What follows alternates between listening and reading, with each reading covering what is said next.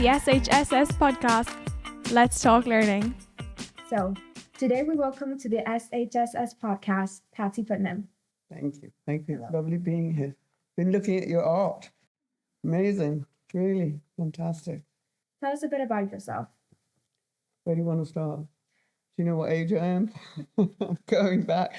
Well, I was born in 1944 after the war. I didn't know about the war, but the 40s and the 50s were very dour. And went to school, very happy. Then got a scholarship to a school in Westminster, which I think everyone was surprised about, especially me. And then my parents decided to leave London, where we lived, and go to the suburbs. So I had to go to another school, which I did after about a year and a half. And there I met my husband. What is your best memory of your school days? Meeting David. When I go back, what was I? 15, I think. Yeah, I don't even think I was 16. I think I was 15. Yeah. And I was standing outside the geography room. And my other school had been all girls, like here. And this was a co-ed school. And I'd only been there a couple of weeks. I was even as lost as I was walking around here. And somebody said hello to me. And I couldn't imagine anyone saying hello to me because, first of all, I didn't know anyone. And I'm in a completely different uniform. So I'm going to tell you about the uniform because I think that's quite important. At 15, you knew that I knew this. I was wearing what I thought was a really nice uniform from Westminster. Grey pinafore, beautiful blouse, no tie.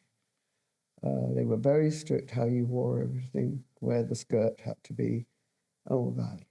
Very, very nicely made. However, the school I went to, it was in the worst green you've ever seen.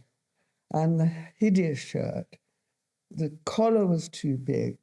They had to then stuff a tie under this collar. And I went, oh my God, we've got to wear that. So your eye is already in knowing something, but not knowing what it is that's going to eventually come in. You never know which corner it's around. What did you do after you left school? I went to a secretarial school, which was not my thing at all. But my parents said, you have to do that to fall back on. I think you're going to hear a lot of that if you go into the arts. Wouldn't you do something to fall back on? Anyway, so I was there and then started working there. Then David and I got married. And then we went to live in the suburbs.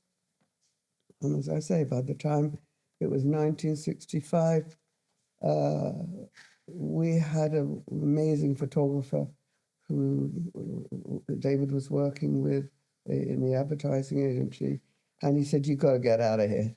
And within a few weeks, we were.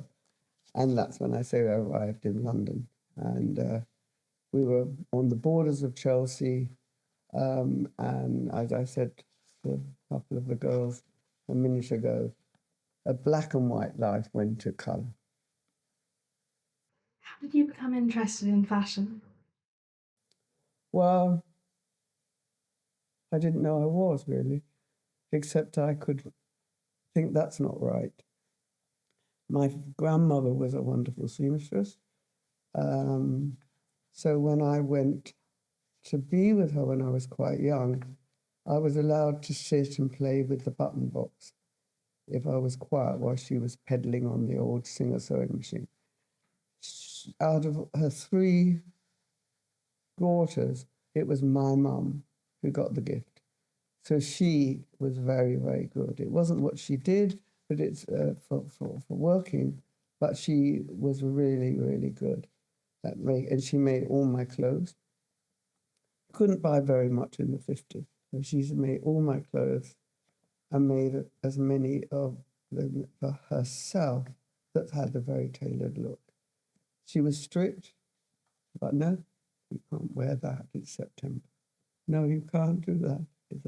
So there was a backlog of information coming, even if then finally I rebelled against it. But it was there. And were there any designers or fashion movements that particularly influenced your work? Well, when I went to this to the office, which I wasn't there for very long, as I say, you had to go to work in a suit, and and stockings and heels, and that's how you turned up. And my mum said, "Well, I'll have to make you 2 suits. How do you want them to be?" And I said, "Well, there's someone called Chanel, and I love that very simple round neck look." So she made me 2 Chanel suits. I didn't know who Chanel was. I must have seen him somewhere to know that. And then, yes, I mean, at the 60s, then everything became mad. The way you wore clothes was totally different. My mum thought it was dreadful. And then we moved into the hippie area time, which I loved. I totally loved it. So who was I inspired by at that time? I didn't really know what was going on around me, actually, rather than who the names were. What inspired you to work with antique fabrics? Well, I went and did a lot of work up in India, and I traveled quite extensively there, and I was in Rajasthan, I loved the colours they put together. I think I've always loved old bits of rag, as I call them. There's something special about them. Old things that I love.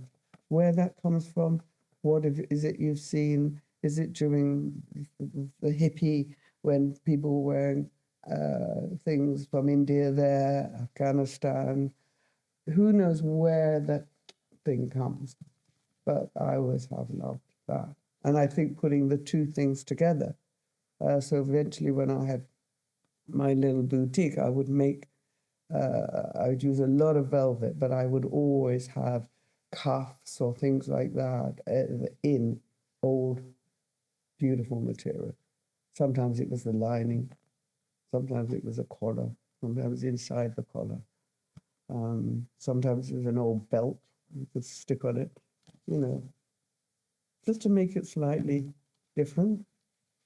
What do you love so much about the hippie style? What in particular draw your attention regarding that specific style? Because I think it was just around us all the time in the King's Road. It's so lovely and relaxed. It's so easy to wear. It was readily available because of this explosion of everyone looking full of beads and walking down the King's Road with no shoes on, and it was just another sort of freedom. So we've already moved from the freedom of not having your hair styled that your mother used to do, your grandmother used to do. So you've lost all that. And then when it went into the sort of 50s and you look at Vogue, their hair was like beehives and you were very teased. And we've gone completely the opposite now. You see, it's more relaxed, it's more easy. You don't have to wear corsets. We're not wearing suspenders anymore with stockings. You see, everything has got looser and looser and looser. And once you get there with the soft skirts and It's sort of lovely to wear. What is your creative process when designing a garment? The person. I wasn't making loads of things. I was making per person. So it's really, sometimes it's because they wanted to have a wedding.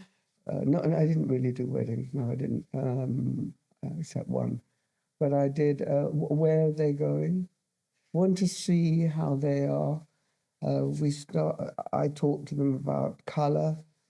And then sometimes I have to say, it's not your colour. You've got to get the right shade for you. And so it works individually, looking at somebody. I have fabulous seamstresses. So the shape of the body is terribly important.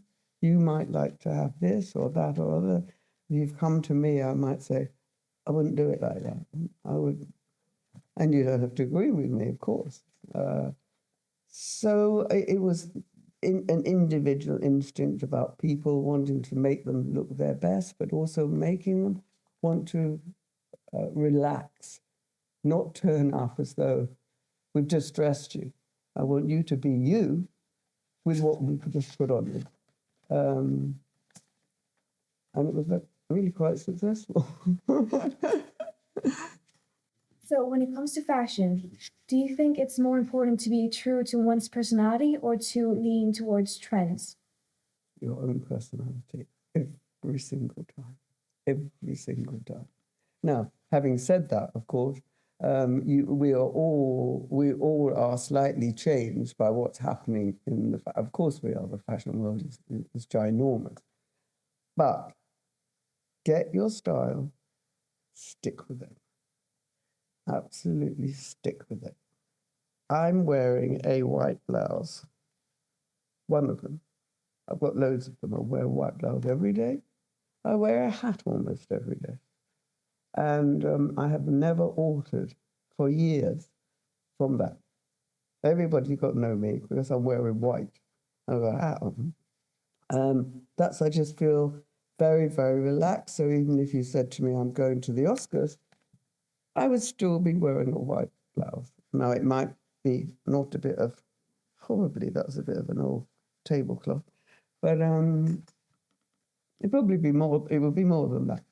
But you could make it out of a beautiful piece of lace, old lace, if I could find it.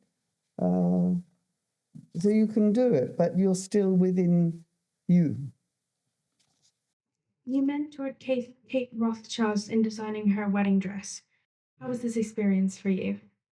Oh, well, it was a complete joy, but I knew she came and asked if she could be my assistant, and she was about 18, beautiful, tall, lovely red hair. And I took her around, I showed her things. She wanted to know how we do this and do that. And she suddenly tells me she's going to get married. So what are you talking about? Of course you're not going to get married. I'm getting married. So she said, and I've decided I just want to wear a little tiny shift. Just lovely and easy. I don't want anything. I don't want any shoes on. And I said, well, that's not happening. So we can think that again. And slowly I said to her, look, you're going to have the press all over you. Your mother will kill me. So no, let's think about this. And it was a wonderful, wonderful experience. She didn't want to wear white, but she wanted to wear sort of a touch of a blush. And we slowly put it together. I took ages trying to find, she decided she would have a long train. And I eventually found, I was going to every nook and cranny to find a beautiful piece of old lace, which we did. We built it up. It was an empire line here because that's what she liked to wear. And we just to make it so soft as she wore, we did 7 layers of the softest material you sort of ever seen. And then she had to have, she was married in a big church. She had to have a veil. And I found somebody in Chelsea to make the most beautiful, it was obviously fake flowers that went here around as a crown. And the lace train was so heavy that in the end, because she had so many all of her little nieces and nephews were going to be bridesmaids, and we had to do all that too. I said, my God, if one of these little ones step on your train and it falls. So I sewed her into it. And so after it, when it was the dinner, I said, Kate, come straight back to me because I've got to cut your train off. You can't dance with. So it was a wonderful experience for her, I think, and for me. It was lovely. And what do you think is one of your most memorable designs? Like your favorite design or the one you think you enjoyed making the most? The person or the design? Both. Well, I used to love making, at this point, velvet coats in wonderful gem colours. And I made a lot of those. Again, often the lining is as important or more important than the actual garment. And yeah, I guess that was probably the signature. Using unique material really is the thing. Yeah, that's what I say. The jackets, or not all, because you can't get that much of it. But What are your thoughts on fast fashion nowadays and how it is affecting the environment? well, I think it's totally appalling. Totally appalling. I mean, we can see the damage that's being done. Only last week, I read in the New York Times that the amount of stuff that's put in great big ships and sent over to the third world for it to be dumped into landfill there. So we've sent our rubbish over to somebody else, and that can then leach, the chemicals then leach. So if you're a farmer, you've now got your little bit of land poison. Now, why do we do this? Well, we do this because we've got these great, huge conglomerates making, thousands and thousands of the same thing, often badly made. Therefore, people buy it for a short time and decide it's out of fashion or they don't like it in any way, it only costs them this, and chuck it away. That's why I love what you're doing here with all the stuff to make junk couture. I think it's wonderful. I think everybody should be doing this. Lovely idea. When you first started advocating for ethical fashion, did you face any resistance or skepticism? I didn't listen. I didn't mind. I was totally focused on what I was doing. And actually, this is just to say this is very important for all of you. Just of course, we've got to hear things, learn things. That's the most important thing in the world. But no, something, it's this. What changes would you like to see in the fashion world regarding sustainability and ethical practices? Now,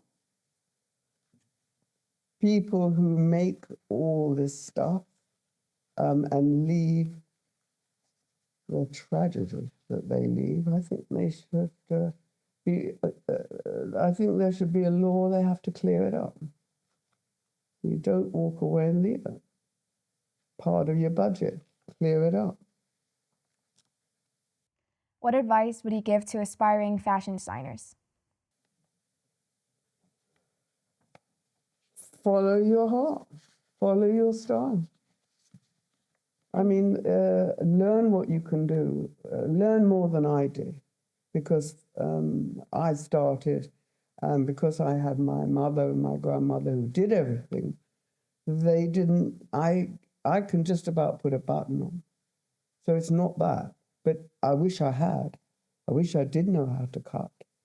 I wish I had to learn the hard way, the way I loved, so it was all right for me. But if you're going to make a business of it, then you've got to know the nuts and bolts of how things work, how fabric falls. And out of that, like anything that you know, you'll find how you would like to do it. But if you don't know, I mean, if you don't know your times table, you're not even going to be able to do an equation, are you? So it's that idea, you know. And is there any advice that was given to you when you were younger that helped you reach where you are today? I know, I had a quite tough dad. Yeah, just get on with it. Just get on with it. If you could design an outfit for anyone, past or present, who would it be and why? Well, I tell you what, the one, and it was a very simple one, but the one I love most was there was a wonderful, wonderful woman called Mo Molan. You won't know her, but she was Secretary of State for Ireland, Northern Ireland, during 1997, I think. And she had no idea of fashion, no idea about anything to do with. She just was so wedded to the work she was doing, and of course the Irish problem was so huge there, and she was there. She was. That's where she was, and she had to go to something very important. And she came to me and she said, I don't know what to wear. So I knew it couldn't be flashy or blingy, or she wasn't like that. So I made her this suit. And then I got to know her so well when she had any time. I usually had to rush to the House of Commons, and we used to have to find a room to try her on. And anyway, she didn't have much time, so she said, come on, come on, come on. And then I realised that she didn't even have time to go and buy herself a pair of tights. And I went, my God, what we don't know, and what certain women do. So I suppose it was a real learning for me. And to do it quickly, get it done. You know. And what's one fashion trend that you wish made a comeback and one that you wish didn't exist today? But I'd love a little bit more elegance to come back, quite honestly. I'm not asking us to go back to the 50s, but a little bit more elegance, though, I'd like to see. What don't I want to come back? Oh, my God, a lot of stuff. A lot of stuff in the late 70s was, pretty. We had such an explosion of the 60s, you see, and by the time it got to the 70s, it had all sort of petered out and it got a bit dull again. So some of the things that came out then, I wouldn't like to see you again. The 60s are known as a great time of social change, especially for women. Describe what it was like to live through that. Through the 60s? Yeah. Well, it depended who you were, really. I was at home with 2 children that I was at home for. But it was wonderful for certain people. Yeah, they probably didn't know the world was their oyster at that point, but it actually was. I loved being at home. I loved being with the kids.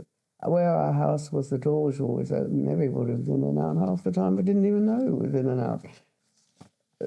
I was so lucky. So because of the time where I was in this position, knowing models and photographers and a lot of artists, they just walked in and out my kitchen. And so I thought I was part of it. But of course, it wouldn't be like that for so many other people, women who were really, really trying to work and maybe married to husbands who didn't want them to work. So it was there was a bit of a battle going on there for a lot of people. And I'm talking about London, so I can't imagine what the rest of the UK was. And who were some of these people that you worked with from your house, some of the models you met? Well, I just mentioned to the girls before Twiggy, but you didn't know who she was, so I don't think you will know that Jean Shimpton was the first supermodel.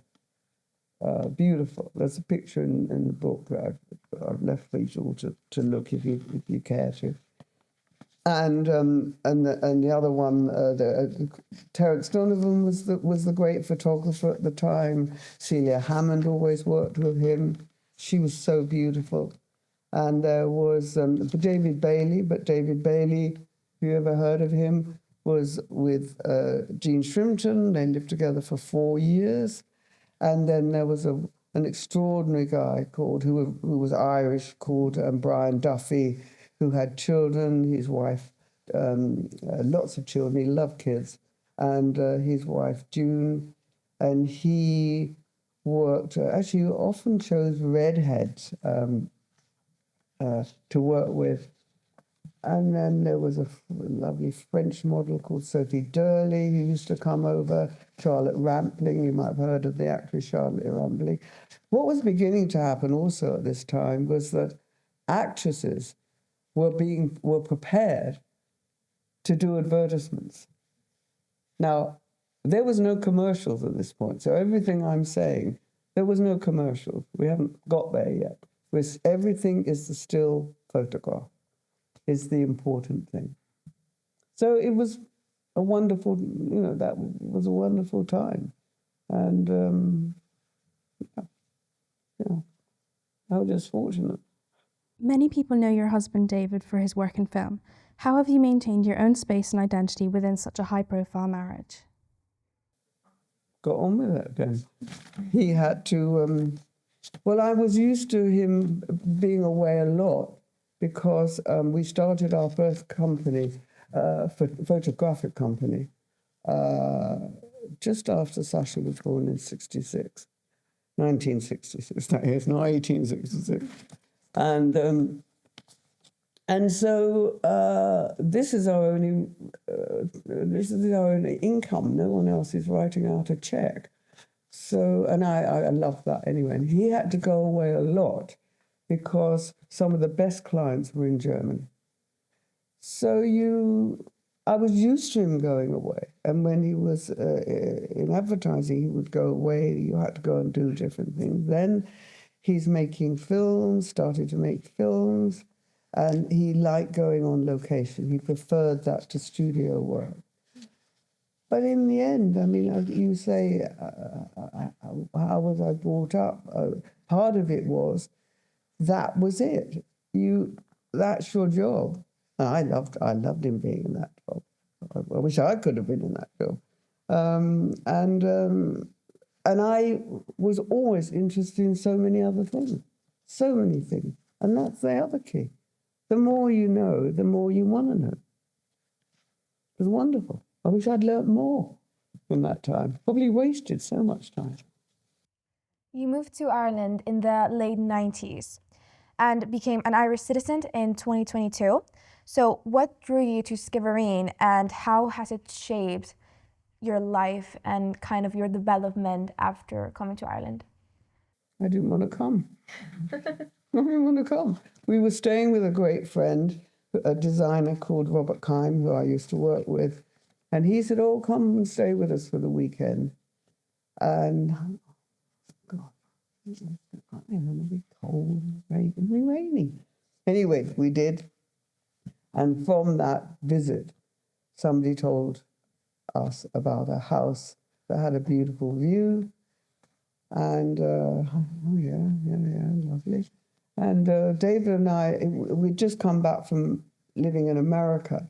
So we were going we thought we'd just about get to Connemara and then come back again and get home. And so somebody said, oh, well, I'll show you the house. Oh, God. Well, we've got to get the key. Oh, so we've got the key. Right, so we go in. Well, what can I tell you about it? It was all boarded up, the house. You had to jump over the gorse and everything else that was there. And I didn't even get out the car. I just thought, we'll just having another. Anyway, he bought it. Don't tell me. For about 2 months. He probably didn't dare tell me. So from there, it was a wonderful project because, as I say, my friend Robert Kine, who was a designer, said, I'll help you. And we got it into some sort of shape, which I love anyway. I loved anyway. So I brought a bit of France initially to Ireland in our house. And then we came for the summer. We would come sometimes for Easter. Rarely did we come for Christmas because we were always, we were always going to India or Thailand or somewhere for that. I suppose the thing that really, really changed the difference was in COVID, when we were there for how long were we all locked down? 15 months or well, when even. And then it, and I'd made a lot of friends. But somehow I'm London, and so it was always the pull to go back to the city. And then we decided that after COVID we'd sell our apartment, and then that made me here. And another thing I want to say: don't fight it. I mean, I was fighting it, but don't fight it, because you are where you're gonna be, whatever. Out of all the places you've visited and gone to, do you have a favorite? In Ireland or anywhere?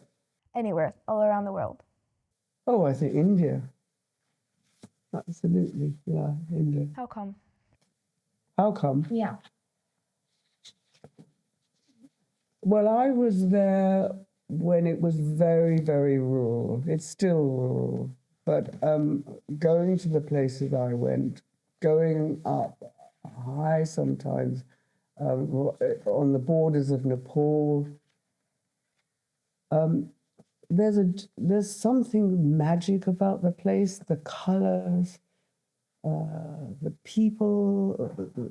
They didn't have much, but there's I don't know, there is a sort of magic about the place. Of course, it's changed a lot now.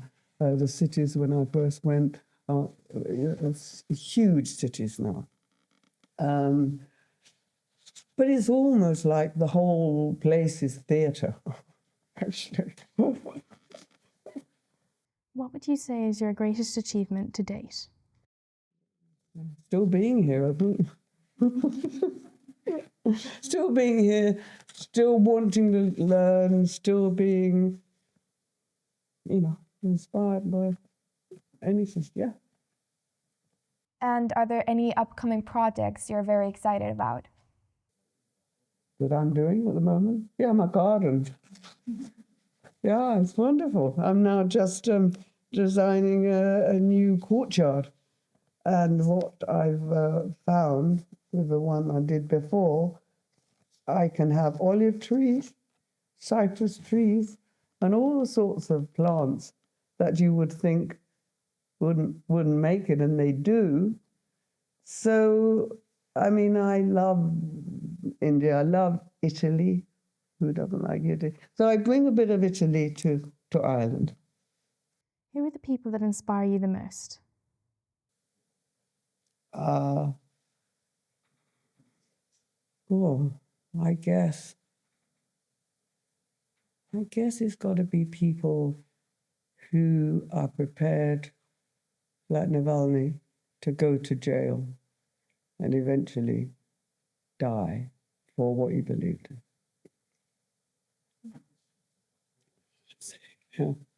And there's a lot of people who have done that, you know. In the apartheid time, you know, people were out there.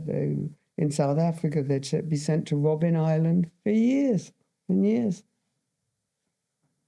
But they wouldn't give in. What would we be most surprised to learn about you? That I was incredibly shy when I was young. I'm still shy. I don't know whether you can pick that up anyway. But yeah, just you have to get over that. But I found that quite difficult because I'm around a circles of people who are doing stuff, and you always feel you're slightly in the shadows. And so I'd say to you, no. What advice would you give to your teenage self? Oh, crumbs. I've got to go back decades. Yeah, well, I probably said it. Don't be in the shadows, you know, just, yeah, you've got every right to be out there. Thank you so much for joining us today. It was a pleasure having you. Thank you. Thank you so much, everybody. Taking me down memory lane.